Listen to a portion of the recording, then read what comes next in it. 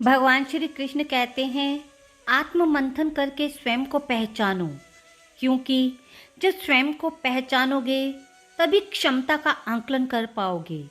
ज्ञान रूपी तलवार से अज्ञान को काटकर अलग कर देना चाहिए। जब व्यक्ति अपनी क्षमता का आंकलन कर लेता है तभी उसका उद्धार हो पाता है। गीता का 10वां अध्याय, जिसे विभूति योग के रूप में जाना जाता है, ईश्वर और सृष्टि के बीच अंतर संबंध की गहन समझ प्रदान करता है। अपनी शिक्षाओं के माध्यम से कृष्ण हमें जीवन के सभी पहलुओं में प्रकट होने वाले दिव्य महिमाओं को पहचानने के लिए मार्गदर्शन करते हैं। ये अध्याय हमें ब्रह्मांड और उसकी अभिव्यक्तियों के प्रति श्रद्धा, कृतज्ञता और भक्ति की गहरी भावना विकसित करता है। जैसे जैसे हम हर चीज़ से परमात्मा को देखना सीखते हैं, हम आध्यात्मिक जागृति और सामंजस्यपूर्ण अस्तित्व की ओर एक परिवर्तनकारी यात्रा आरंभ करते हैं। इस अध्याय में कुल 42 श्लोक हैं। गीता में श्री कृष्ण कहते हैं, मनुष्य को किसी भी वस्तु के प्रति अत्यधिक लगाव नहीं रखना चाहिए। ये लगाव ही मनुष्य के दुख और असफलता का कारण बनता है। अत्यधिक लगाव से व्यक्ति में क्रोध और दुख का भाव उत्पन्न होता है। इसकी वजह से वह अपने कर्म पर से ध्यान केंद्रित नहीं कर पाता। चलिए आरंभ करते हैं गीता का 10वां अध्याय। श्री कृष्ण भगवान ने कहा, हे माँ बाहो, और भी कल्याणकारक वचन सुन। तुम पर अत्यंत प्रीत है, अतएव तुम्हारे कल्याण के लिए कहता हूँ। मेरी उत्पत्ति का हाल ना तो देवगण जानते हैं और ना ही महर्षि लोग। मैं ही देवों और महर्षियों आदि का कारण हूँ, जो मुझे अजन्मा, अनादि और सब लोगों का ईश्वर जानते हैं, मोह रहित हो सब पापों से छूट जाते हैं। बुद्धि, ज्ञान, क्षमा, सत्य, दम, शम, दुख, जन्म मरण, भय अभय, अहिंसा, समता, संताप, तप, दान, यश, अपयश इत्यादि जो अनेक प्रकार के भाव हैं, वे सब मुझसे उत्पन्न होते हैं। 7 महर्षि और उनसे पहले 4 मनुष्य मेरी इस विभूति को भली भांति जानते हैं। वे निश्चय योग से सिद्धि होते हैं, इसमें संदेह नहीं। ये जानकर कि मैं ही सबका उत्पत्ति कारक हूँ और मुझसे ही सबकी प्रवृत्ति होती है, विवेकी पुरुष मेरी उपासना करते हैं। वे मुझ में अपने चित्त और प्राणों को लगाकर एक दूसरे को समझते हुए, भजन करते हुए सदा संतुष्ट और सुखी रहते हैं। जिसका समाधान करके प्रीतिपूर्वक भजन करने वालों को मैं ऐसा बुद्धि योग देता हूँ जिससे वे मुझे प्राप्त कर लेते हैं। उन पर अनुग्रह करके भी उनकी बुद्धि में स्थिर हो दीप्यमान ये ज्ञान दीपक से अज्ञान मूलक संसारी अंधकार का नाश करता हूँ। अर्जुन ने कहा, आप परम ब्रह्मा हो, परम धाम, परम पवित्र, अचल और दिव्य पुरुष हो, आदि देव हो, अजन्मा हो, सन्यासी हो। आपको सब ऋषि, देवर्षि, नारद, असित, देवज्ञ और व्यास भी ऐसा कह गए हैं और स्वयं आप भी कह रहे हो। हे केशव, जो आपने मुझसे कहा है सो सब मैं सत्य मानता हूँ। हे भगवान, देवता और दानव इन दोनों ने ही आपके रूप को नहीं जाना है। ये सब जीव के उत्पन्न करने वाले सुतेश, हे देव, हे जगतपति पुरुषोत्तम, आप स्वयं ही अपने को जानते हैं। अतएव आप अपनी उन दिव्य विभूतियों का हाल पूर्णता से वर्णन कीजिए, जिनके द्वारा आप इन सब लोकों में व्याप्त हो रहे हैं। हे योगिनी, हे भगवान, सदैव आपका चिंतन करता हुआ मैं आपको किस प्रकार जान सकता हूँ? आपका ध्यान किन किन भावों से करना योग्य है? हे जनार्दन, कृपया अपनी माया और विभूतियाँ विस्तार से कहिए। इस अमृत रूप आपकी वाणी को सुनने से मेरा मन तृप्त होता है। श्री कृष्ण भगवान ने कहा, मेरा विस्तार तो अनंत है, तो भी मुख्य मुख्य विभूतियों को मैं तुमसे सुनाता हूँ। हे गुणकेश, समस्त भूतों के अंतःकरण में रहने वाली आत्मा मैं ही हूँ। मैं ही उनका आदि, मध्य और अंत हूँ।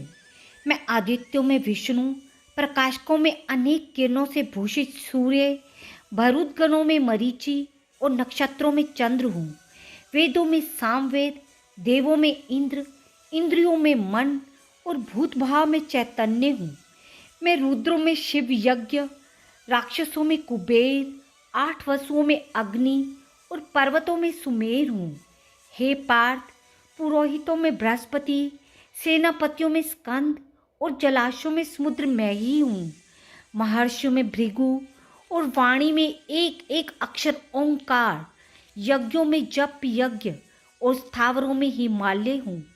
मैं वृक्षों में पीपल, देवर्षियों में नारद, गंधर्वों में चित्ररथ, सिद्धों में कपिल मुनि, वेदों में अमृत से उत्पन्न उच्चश्रवा, गजेंद्रों में ऐरावत और मनुष्यों में राजा हूँ। शास्त्रों में वज्र, गौओं में कामधेनु, प्रजा की उत्पत्ति करने वालों में कामदेव और सर्पों में वासुकी मैं ही हूँ। नागों में शेषनाग मैं ही हूँ। जलचरों में वरुण, पितरों में अर्यमा और शासन करने वालों में यम मैं ही हूँ। दैत्यों में प्रहलाद, ग्रास करने वालों में काल, मृगों में सिंह और पक्षियों में गरुड़ मैं ही हूँ। शुद्ध करने वालों में वायु, शस्त्रधारियों में राम, मछलियों में मगर, नदियों में गंगा मैं ही हूँ। हे अर्जुन, मैं सब प्राणियों का आदि, मध्य और अंत विद्याओं में भी अध्यात्म विद्या और वाद विवाद मैं ही हूँ। अक्षर में आकार, समासों में द्वंद्व, अक्षयकाल और 4 मुख वाला ब्रह्मा मैं ही हूँ। सबको रहने वाली मृत्यु, भविष्यों में पदार्थों की उत्पत्ति, स्त्रियों में कीर्ति, लक्ष्मी, वाणी, स्मृति, मेधा, धृति और क्षमा मैं ही हूँ। सामवेद में वृत मास, छंदों में गायत्री, मास में मार्गशीर्ष और ऋतुओं में बसंत मैं ही हूँ।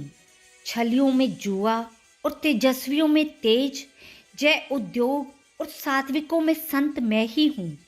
यादवों में वासुदेव, पांडवों में अर्जुन, मुनियों में व्यास और कवियों में शुक्र मैं ही हूँ।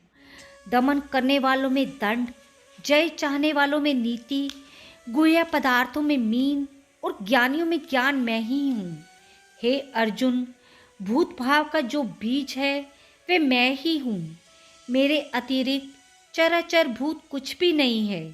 हे परंतप, मेरा दिव्य विभूतियों का विस्तार मैंने संक्षेप में कहा। जो जो वस्तु ऐश्वर्यवान, शोभायमान और यशवान है, उन्हें मेरे तेज ही के अंश से उत्पन्न हुआ जान। अथवा हे अर्जुन, इस ज्ञान से तुमको क्या प्रयोजन है? यही जानना कि मैं अपने एक ही अंश से इस संपूर्ण जगत में व्यापक हूँ। 10वें अध्याय की समाप्ति। राधे राधे। 10वें अध्याय का महात्म्य। श्री नारायण बोले, हे लक्ष्मी, अब 10वें अध्याय का महात्म्य कहता हूँ, तू श्रवण कर। बनारस नगर में एक धीरज नाम का ब्राह्मण रहता था।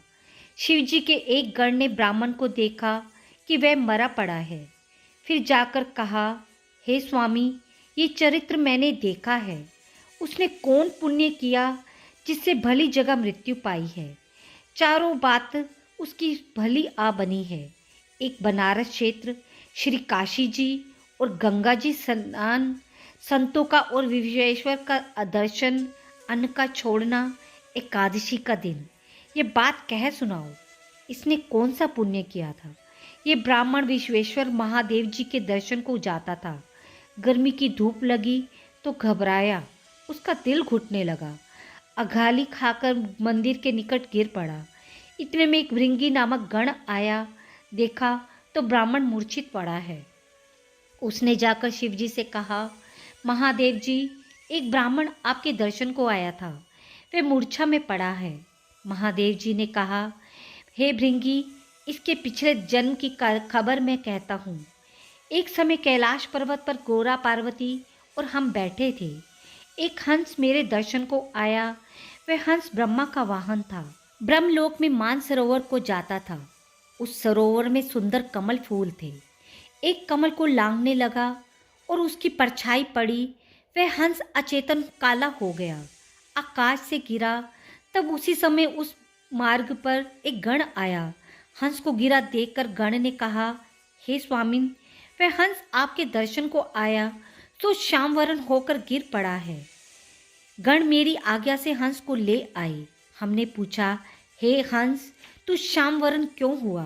हंस ने कहा, हे प्रभु जी, मैं आपके दर्शन को आया था। मानसरोवर में कमल खिले थे, मैं उनको लांग कर आया, इससे मेरी देह शाम हो गई। आकाश से गिर पड़ा, कारण नहीं जानता कि क्या हुआ। ये सुनकर शिव जी हंसे। आकाशवाणी हुई कि हे शंभु जी, कमलनी से पूछो, वह कहेगी। कमलनी ने कहा, पिछले जन्म में मैं पद्मावती नाम की अप्सरा थी। पिछले समय श्री गंगा जी के किनारे एक ब्राह्मण स्नान करके गीता जी के 10वें अध्याय का पाठ किया करता था। एक दिन इंद्र का आसन चला। तब इंद्र ने आज्ञा करी कि तू जाकर इस पंडित की तपस्या भंग कर। आज्ञा पाकर मैं उस विप्र के पास गई। उस विप्र ने मुझे श्राप दिया, कहा, हे पापिनी, तू कमलनी हो। उसी समय मैं कमलनी हुई। अब मैं गीता के 10वें अध्याय का पाठ करती हूँ, उसी से मेरा तेज है। मुझको लांघने वाला काला होकर अचेत हो जाता है। तब हंस ने कहा, कैसे मेरा श्याम वर्ण से श्वेत होवे, तू इस कमलनी ही देह से छूटकर देवदेही पाहे। तब कमलनी ने कहा, कोई गीता के 10वें अध्याय का पाठ सुनाकर तब मेरा उद्धार होगा। तब एक ब्राह्मण ने उसे सरोवर में स्नान कर शालिग्राम का पूजन कर 10वें अध्याय का पाठ किया। उसे हंस और कमलनी ने सुना। तब उनका भी उद्धार तत्काल भया। श्वेत हुआ, कमलनी देव कन्या हुई। राधे राधे। 10वें अध्याय की समाप्ति।